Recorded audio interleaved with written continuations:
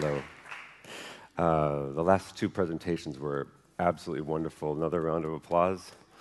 I thought they were just really good. I hope I can keep up the standard.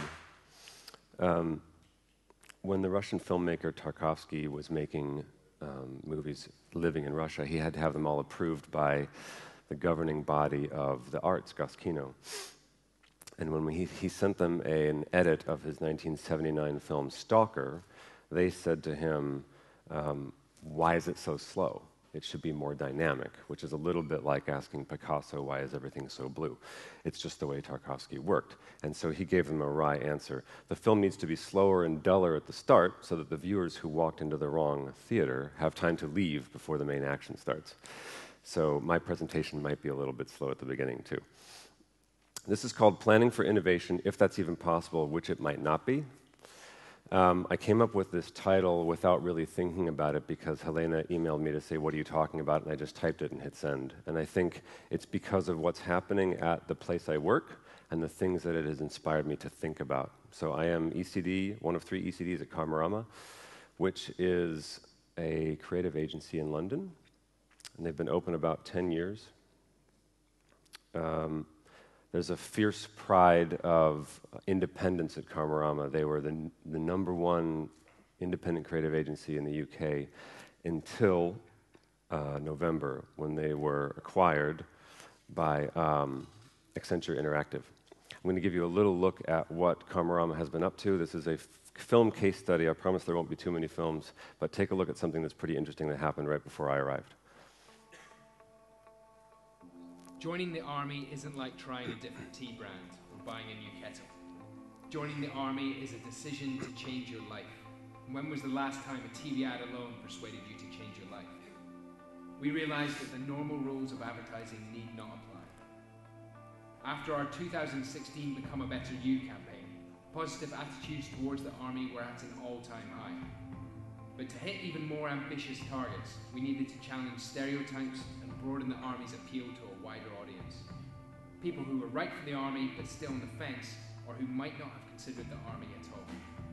The challenge was that these people would need more persuading and more time to make that huge decision. Qualitative, in-depth interviews revealed a powerful emotion driver that attracted people to the Army. Serving soldiers told us the same thing time and time again. It's belonging to a brotherhood and sisterhood, powerful bonds that kept them going, supported them, and encouraged them to grow. Quantitative data analysis showed the desire to be part of something and build authentic relationships over-indexed time after time. This insight of belonging to something bigger than you, one of psychology's most powerful drivers, became the motivating factor behind our campaign.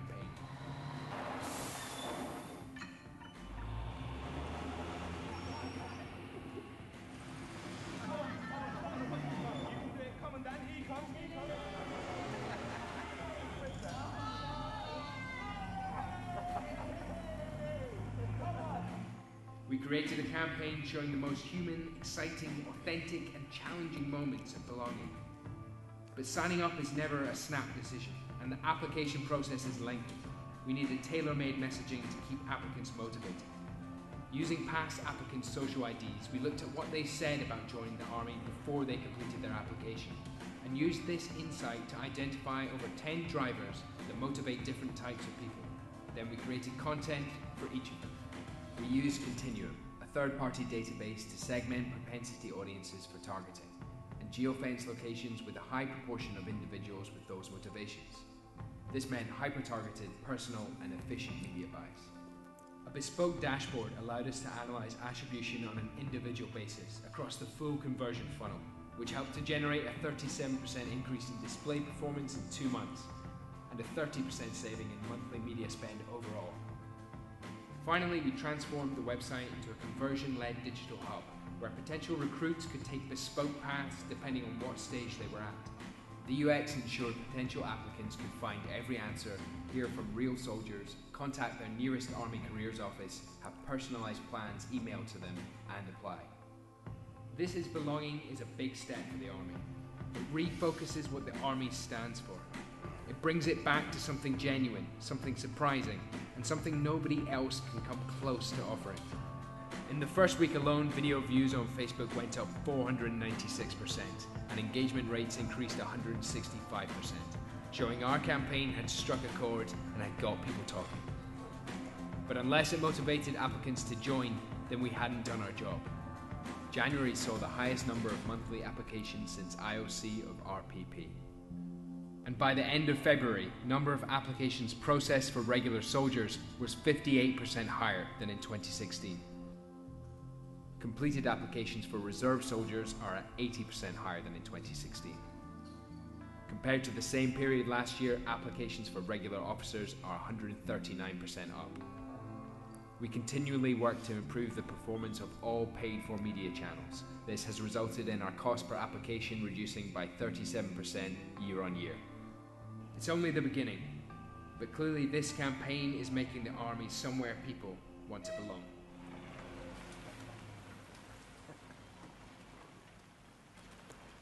It could be that 50 years ago, it would be much simpler to get people to join the army. You could say, come on, let's do what's right for your country and do the patriotic thing, but it's so much more complex than that.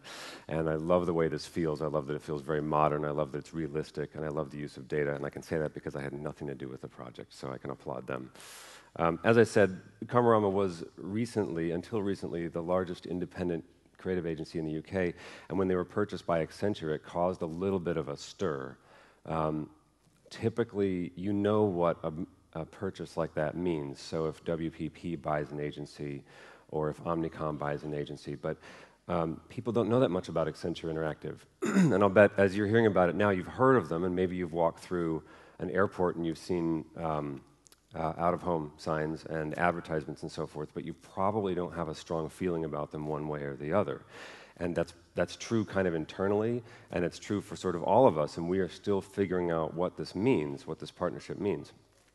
Accenture Interactive sits alongside a bunch of other business units, strategy, consulting, digital, technology, and operations, and so that makes the whole network sort of even more complex. And of course, you know the scale is really, really big.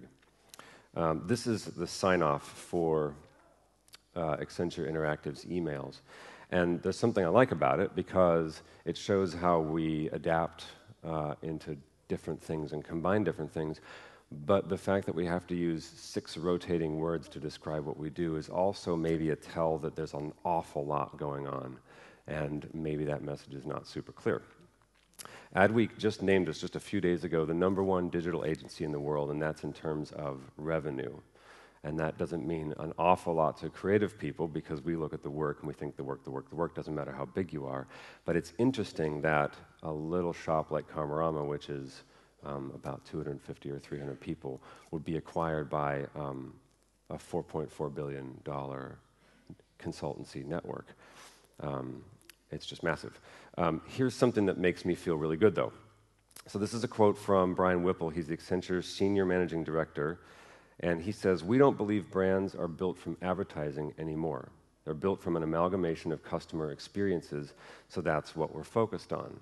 And can you imagine someone at Interpublic Group or Omnicom saying that? It would sound really strange because they own ad agencies and that's all they own. In some ways, Accenture purchasing Karmarama means an absolutely clear slate about how we go into customer business and how we solve customer business.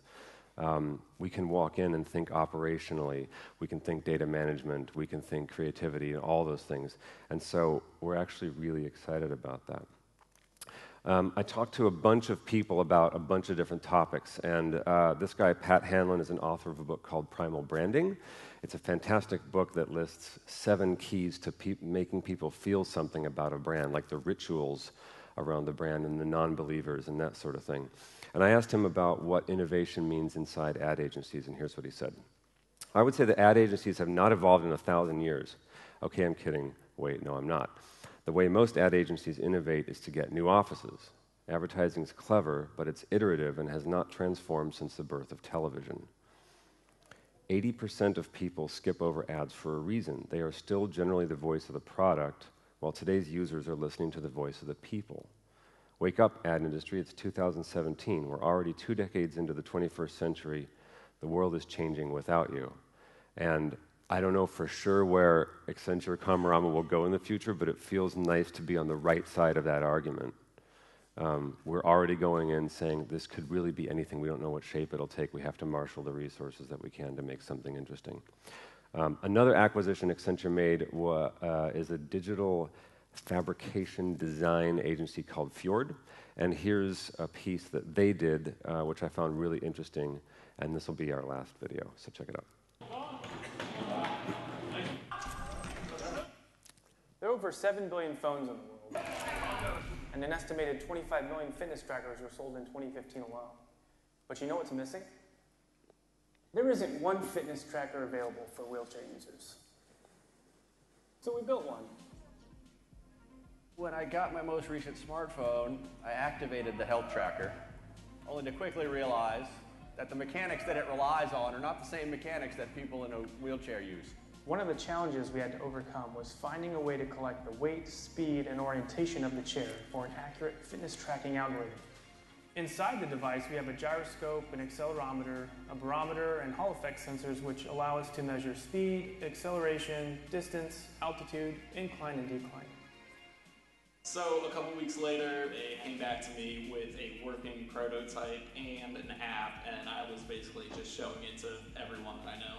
As the user travels through the city, this device is continuously tracking and recording their route and gathering all this data that, when aggregated, can be used for terrain mapping. All of a sudden, you've mapped a city or an entire mountain. It would help me understand trails that I can take on my bike, trails that I shouldn't take on my bike, especially the hand cycle, and I can track it, engage myself, I can beat my times, I can go up steeper grades. Well, encouragement is always good, or you get complacent. You know, that's my deal. You know, I've been doing this, you know, for a long time now, and like I said, being able to look at something and track yourself, competing against myself all the time. We see the potential of this project moving far beyond just a fitness device. For the first time, wheelchair users and able-bodied individuals have a common platform for comparison and friendly competition. And that's just helpful for everyone on their personal journey towards a healthier lifestyle.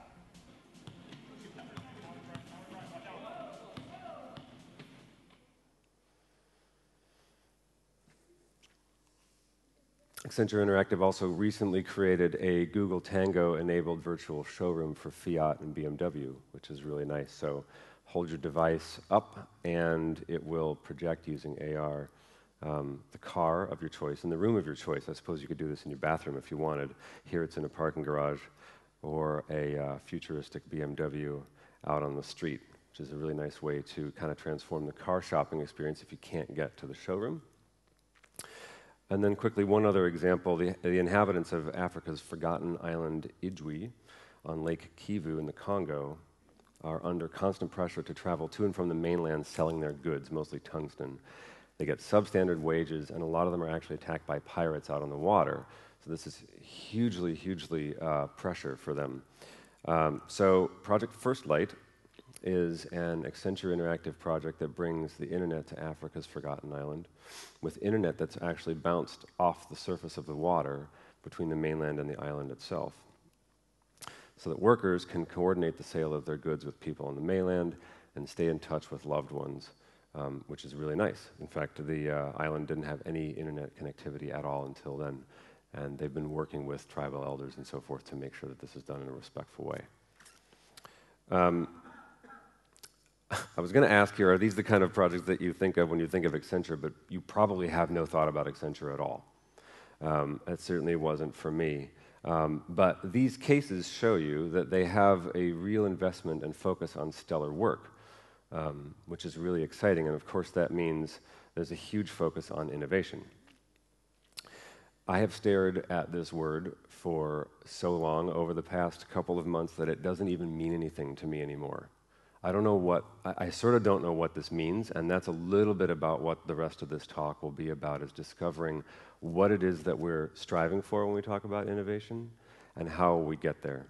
I'm all for cool stuff and interesting things and new approaches, but I don't sit down at my desk in the morning and plan to innovate until lunch and then do some more innovating and then have an innovation wrap-up afterwards. And the things that we see on LinkedIn and other websites like this don't necessarily help us, because innovation can mean things that are so different from person to person to person.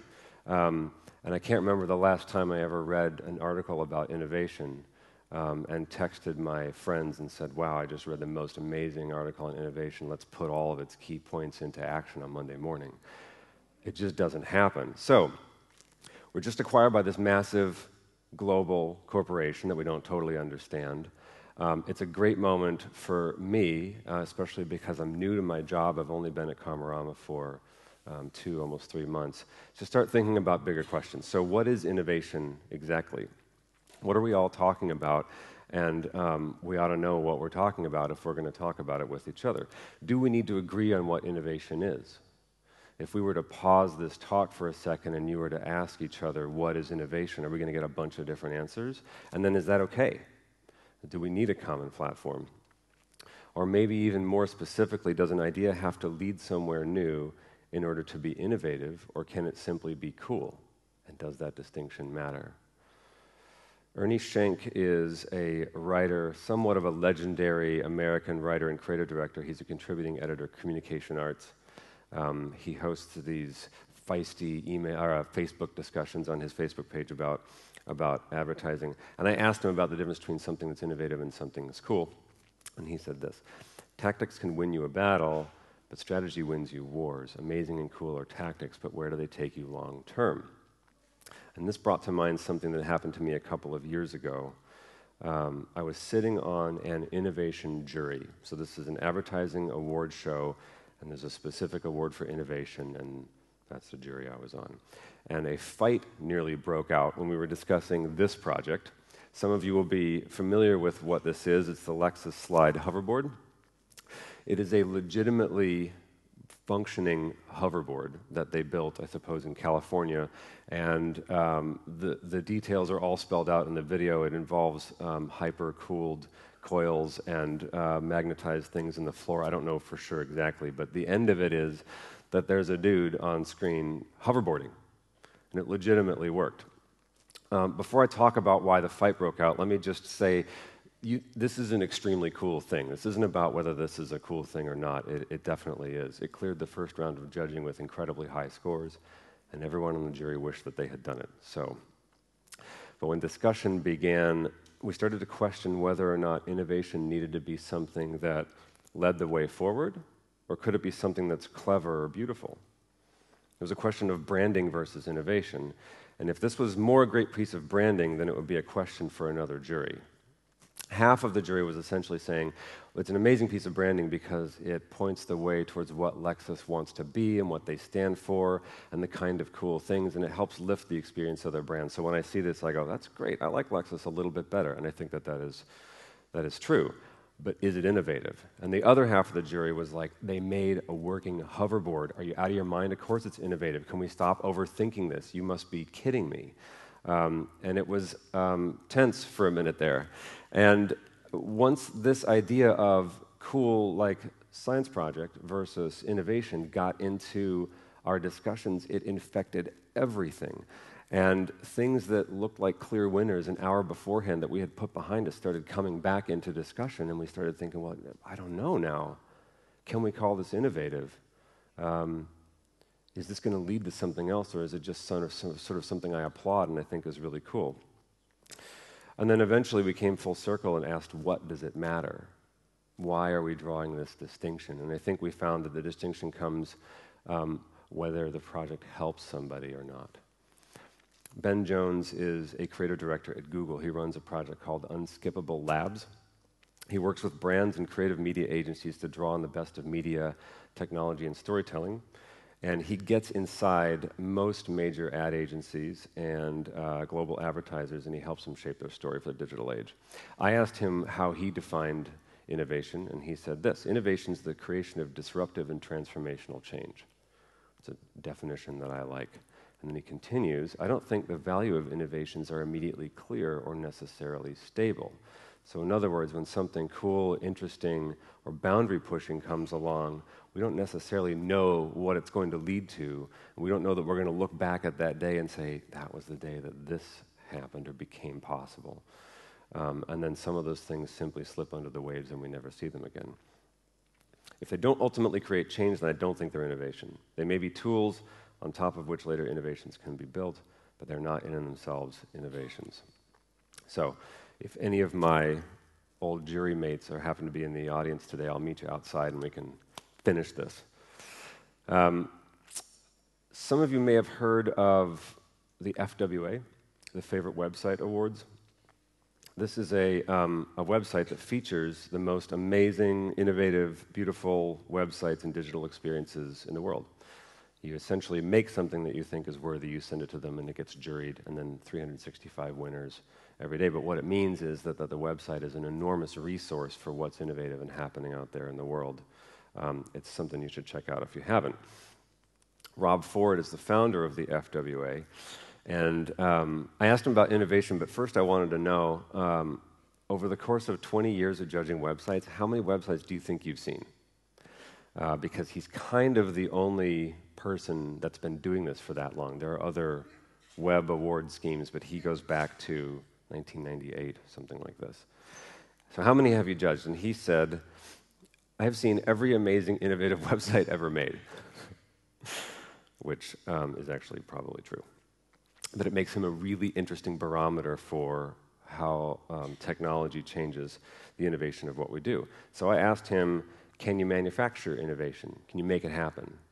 And this is a little bit leading towards, can Accenture Interactive manufacture innovation as well? We don't know the answer to that. And he said this, yes, you can plan for innovation, but that doesn't mean it's going to happen.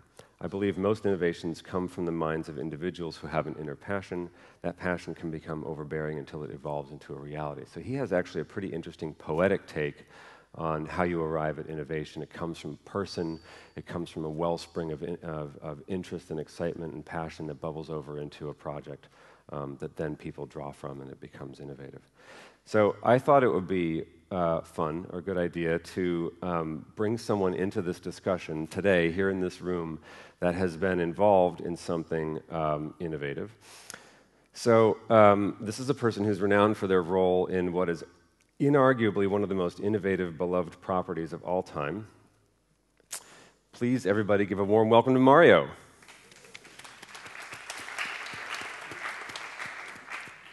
You can feel warm. Mario, how are you doing? Mario, it's a little bit weird that we can't hear you. Do you not have a voice? Right. Why not? Okay, well, I'll see if I can help out here. Mario, you've been involved in these innovative video games. Tell us a little bit about how you arrived to the place you are today. Okay, so we probably all remember this. This is Donkey Kong, and this is the game where you run up the scaffolding and dodge the barrels thrown by Donkey Kong here on the left. Yeah, okay. And then you, of course, you rescue your girlfriend, Pauline. That's charming of you. That's right. Okay.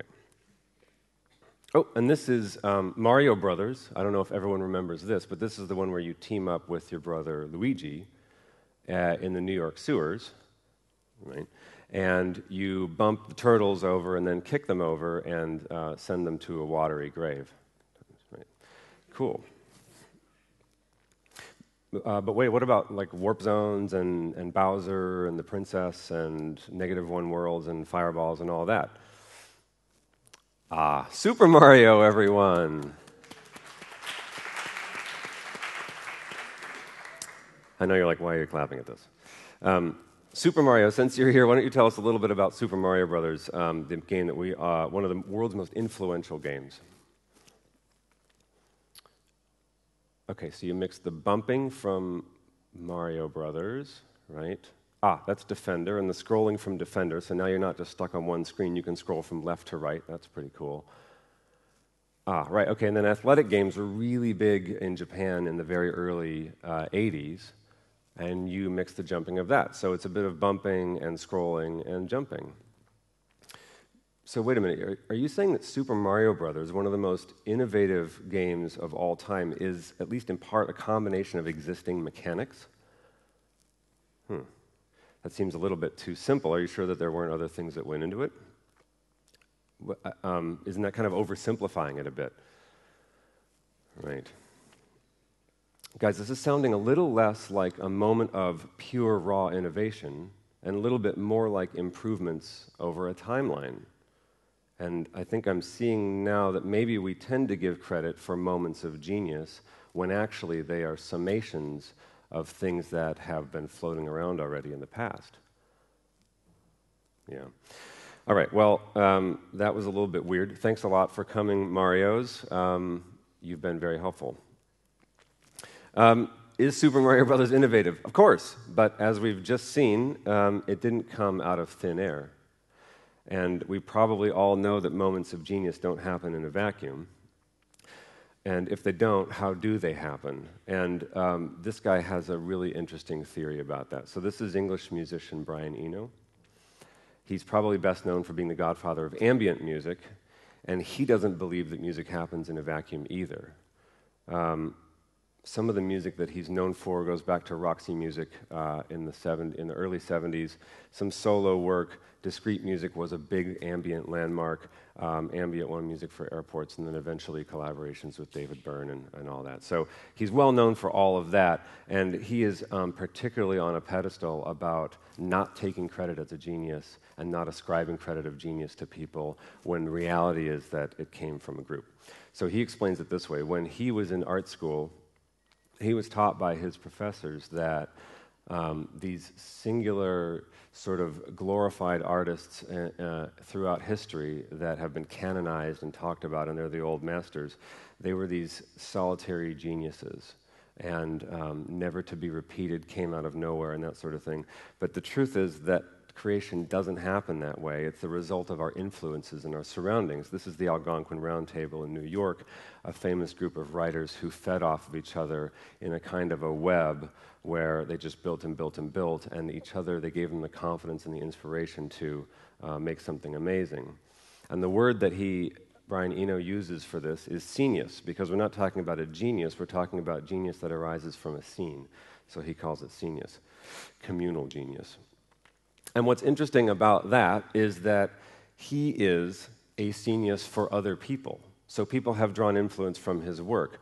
There's no way, for example, that Aphex Twin's Selected Ambient Works, which is hailed as an absolute stone-cold masterpiece, would exist if discrete music didn't exist. But by the same token, discrete music wouldn't exist if it weren't for Erik Satie, the French composer, who was a massive influence on Eno.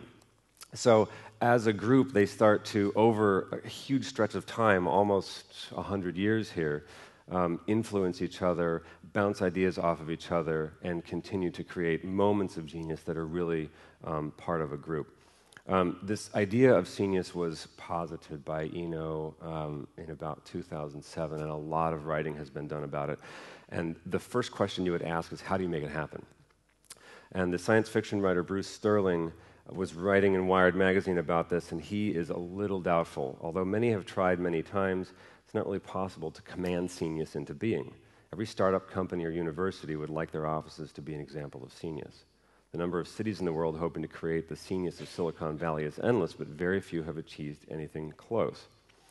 The serendipitous ingredients for scenius are hard to control. They depend on the presence of the right early pioneers, who are those individuals that set something up, that allow things to happen, welcome people into the group. A place that's open but not too open. You have to be a little bit filtering about who you allow into your scene. A buffer that's tolerant of outlaws, and a flash of excitement to kick off the cycle. You just can't order this. So he's not saying it's impossible, but I think what he's saying is that, in a way, it's going to happen anyway, but making it happen is very, very difficult.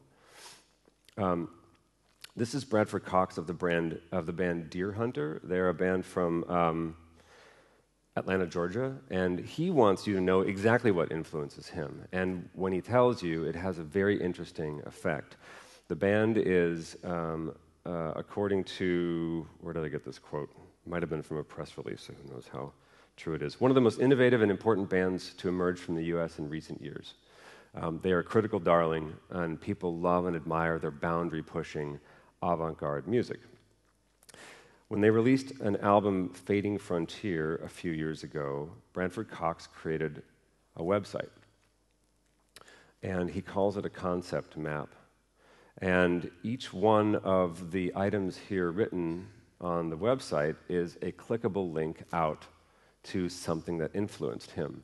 And you can see there's Pharoah Sanders, there's Faulkner, getting hit by a car with Walking Faulkner, Pablo Neruda, drum pads, so forth.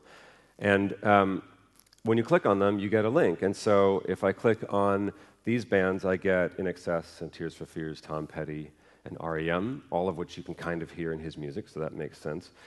There's a link to the ARP Odyssey synthesizer, which is a real trendy analog synth from 30, 40 years ago. The composer Ligeti, who is another very fashionable influence to cite these days.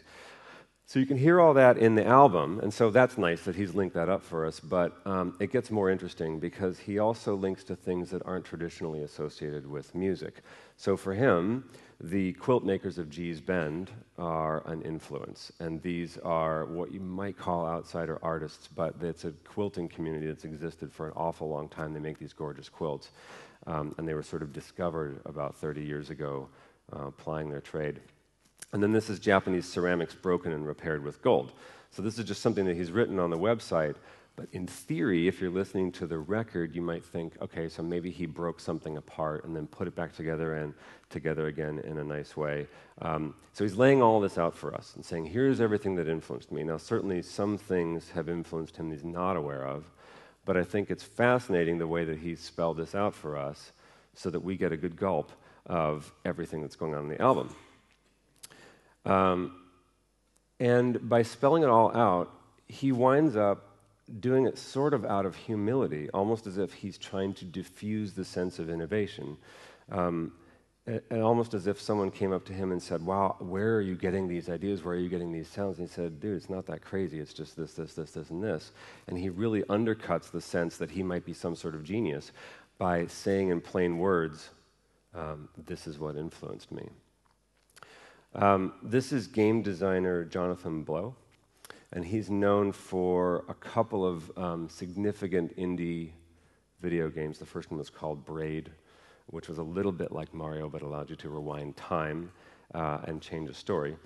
And this is his most recent game, The Witness, which some of you may have played or seen pictures of or heard of. And it is an absolutely gorgeous, immaculately crafted game. Full of richness and subtlety. It's a joy to explore. And it owes a little bit to another similar puzzle exploration game from 1993 called Myst. In fact, he used one of the programmers from Myst on his team. So there's a bit of acknowledgement of genius there as well. The game requires you to solve puzzles sort of endlessly. I think there's 600 of them. You walk around, and the puzzles all have a similar theme. You draw a line from dot to dot, but why you're doing it and where you're doing it and how you're doing it gets increasingly more complex. And so the game is very, very rich, but because there's no other language in the game, it has this mystery to it. So you're walking around through this game, playing these puzzles, and wondering what it all means. These puzzles actually physically open up a path. This puzzle, it's hard to see here, but if you see the tree behind has an apple on one branch, that tells you where to fill in the line here.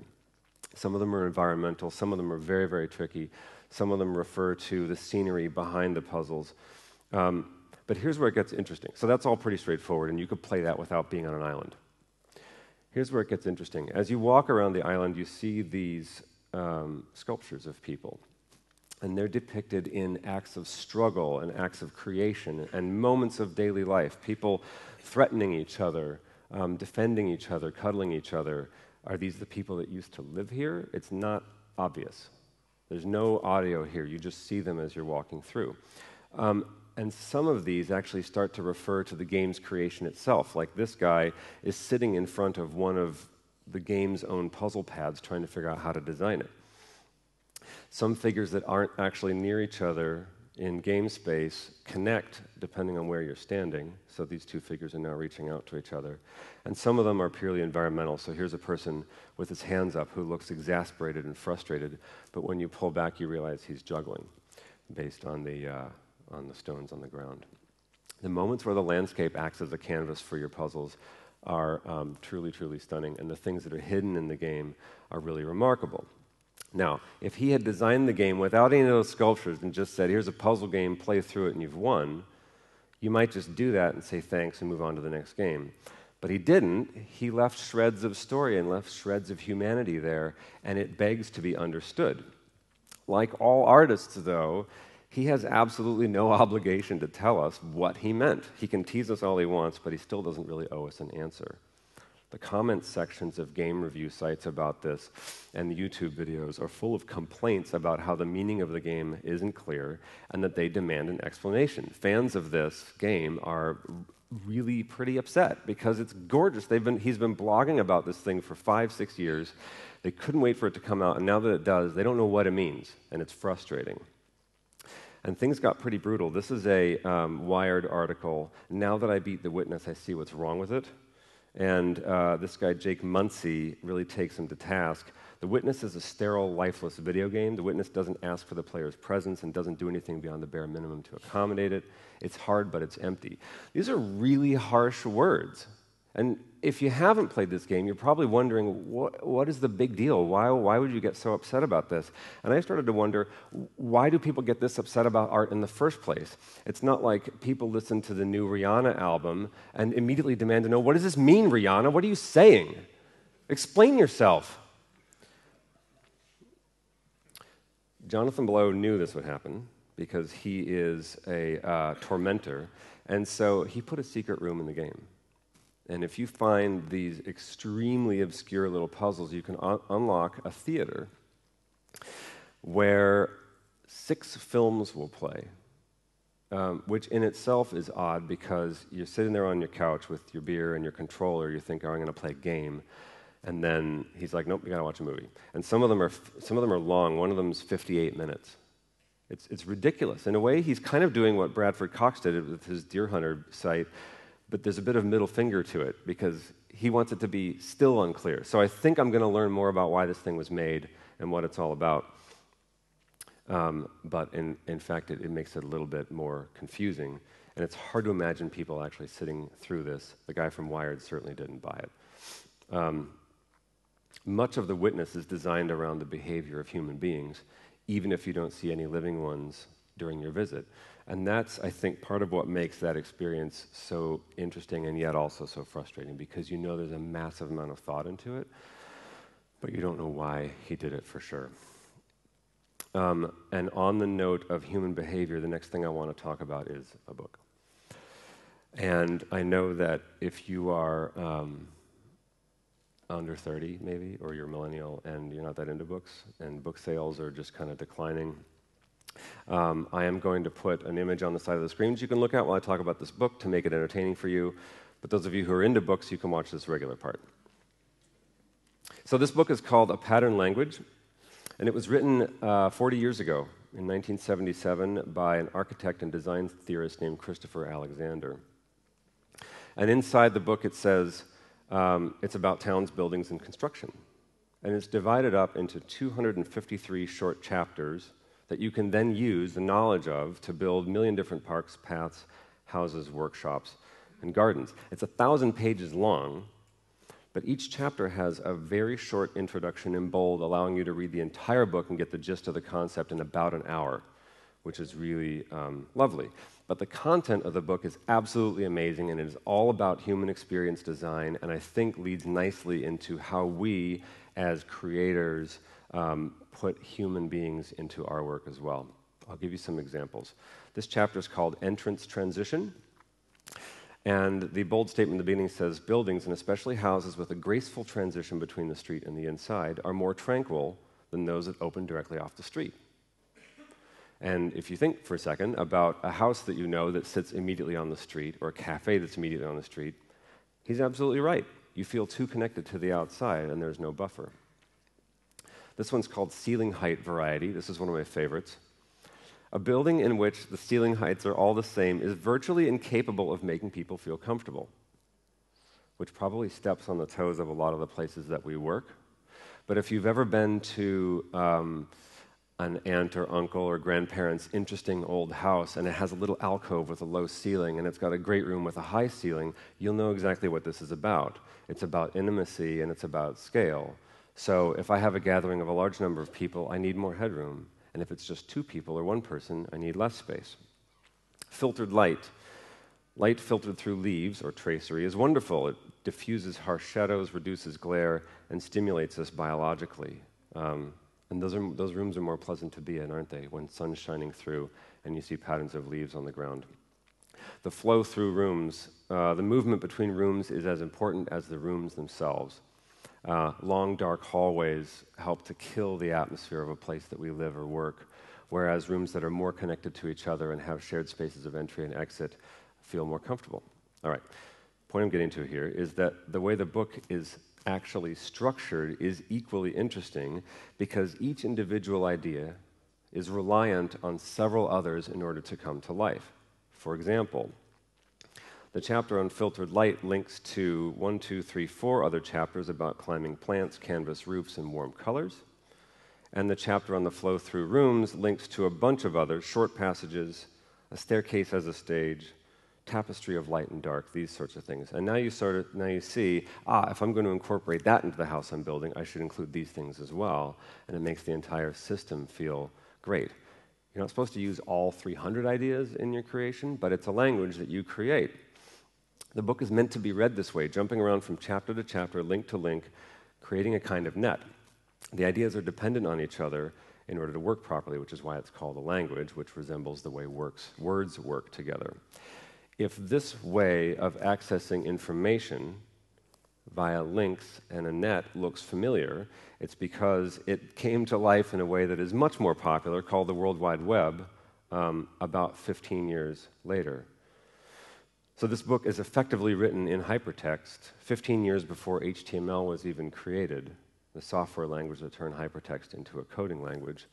It is the hypertext original gangsta. What's also interesting about this book is that these human ideals are not contingent on technology, they are timeless. And it sounds counterintuitive, but the notion is you follow timeless principles and you can make something innovative. If it's true about human beings, it's something that you can then incorporate to make something innovative. Just ask the people at the University of Oregon who are known for their radically tech-filled and forward-thinking buildings. They still use this book to design buildings on their campus. The insights from a pattern language came from the study of people. We discover what we need, how we work best, and how we design when we study people. And something interesting happens when we take our eye off of people and onto something else. Let's go back quickly to Rob Ford from the FWA. Here's his quote. "I believe the likes of Facebook slowed down innovation as it became a black hole for creativity, sucking in brands and agencies to focus on a predetermined path. We saw a lull in innovation for a few years whilst everyone seemed to focus on Facebook." What Rob is saying here is actually kind of scary.